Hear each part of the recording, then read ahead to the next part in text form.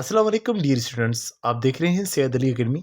और आज की इस वीडियो के अंदर हम जिस टॉपिक का जिक्र करने वाले हैं वो है एंटी पेरिस्टाल्सिस। तो आइए आज की इस वीडियो को शुरू करते हैं। याद रखिएगा, खाने का नीचे आना प्रोपल्सिव फोर्सेस की वजह से जो है एलिमेंट्री कैनाल के अंदर नीचे आना खाने का, ये पेरिस्टाल्सिस, और इसका जो उलट होगा वो कहलवाएगा एंटी पेरिस्टाल्सिस। तो लिखा हुआ है sometimes due to overeating we feel sub abnormal movement of the gut. हमें कभी कभार ज़्यादा खाने की वजह से जो है कुछ गट के अंदर हमें एबनॉर्मल मूवमेंट महसूस होती है। This feeling is termed in nausea. ये जो फीलिंग है, ये एहसास है वोमिटिंग का, ये नोसिया कहलवाता है। We feel that the food in gut would come back through the mouth and cause vomiting.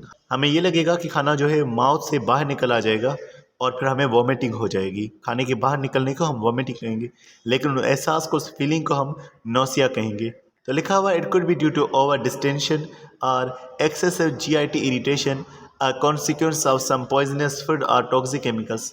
तो इसके कई सारे वजूहात हो सकती हैं कि बहुत ज़्यादा प्रेशर लग रहा है, खाना जो है बहुत ज़्यादा नीचे की तरफ आ रहा है, या जो है जीआईटी इरिटेशन हो रही है, यानी गैस्ट्रो इंटेस्टिनल जो है इरिटेशन हो रही है। गैस्ट्रो इंटेस्टिनल इरिटेशन को आमतौर पर हम पेट का दर्द कह रहे होते हैं, या उसके अलावा जो है कभी कभार हमने जो है जहरीला खाना खा लिया होता है, यानी कि अगर हमने ख़राब खाना खा लिया है जो कि बैक्टीरिया ने ख़राब किया हुआ है, या कभी कभार हमने जो है टॉक्सिक केमिकल्स ले लिए हैं। तो इन तमाम वजह से, टॉक्सिसिटी की वजह से हमारी बॉडी जो है एंटी पेरिस्टाल्सिस को कर सकती है। याद रखिएगा, एंटी पेरिस्टाल्सिस को हम उल्टी कह रहे थे।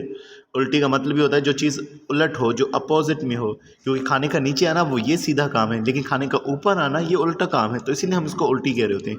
इट इज़ रिवर्स इनवॉल्वरी movement of smooth muscles unlike peristalsis. तो ये रिवर्स है पेरिस्टाल्सिस का, जिसके अंदर स्मूथ मसल्स की मूवमेंट हो रही है। आगे लिखा हुआ है during this process the stomach is squeezed. इस वोमिटिंग के अमल के दौरान स्टमक जो है वो स्क्वीज हो जाता है, यानी कि वो जो है कॉन्ट्रैक्ट हो जाता है।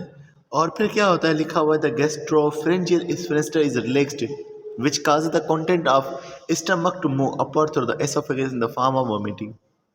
अब यहाँ लिखा हुआ है कि गैस्ट्रोफरेंजियल स्फिंक्टर जो है वो रिलैक्स हो जाता है। यहाँ गैस्ट्रोफ्रेंजियल स्फिंक्टर से क्या मुराद है? गैस्ट्रो का लफ्ज़ जो होता है वो स्टमक के लिए यूज़ होता है, और फ्रेंजियल लफ्ज़ जो होता है ये फेरेंक्स के लिए यूज़ होता है।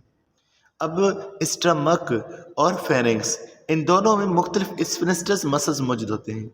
स्फिंक्टर मसल्स का काम ये होता है कि एक एसोफेगस के साथ में स्फिंक्टर जुड़ा हुआ है, जो कि स्टमक के साथ में भी जुड़ा होता है, और ये एसोफेगस की मटेरियल को स्टमक में दाखिल करने के बाद बंद हो जाता है। तो स्टमक का कोई भी मटेरियल फिर एसोफेगस की तरफ बाहर वापसी नहीं आता। और इसी तरह से एक मसल्स जो होते हैं वो फेरेंक्स और एसोफेगस के बीच में मौजूद होते हैं, जो कि खाने को फिर नीचे ले जाते हैं और फिर बंद हो जाते हैं, तो हवा भी दाखिल ना हो सके एसोफेगस के अंदर।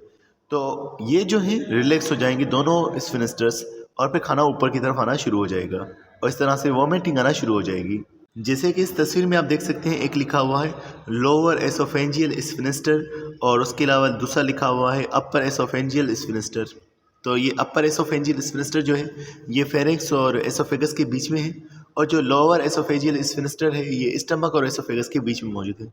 और अगर ये क्लोज हो जाएगा तो खाना स्टमक से बाहर नहीं आ पाएगा, और नॉर्मली ये क्लोज ही रहता है।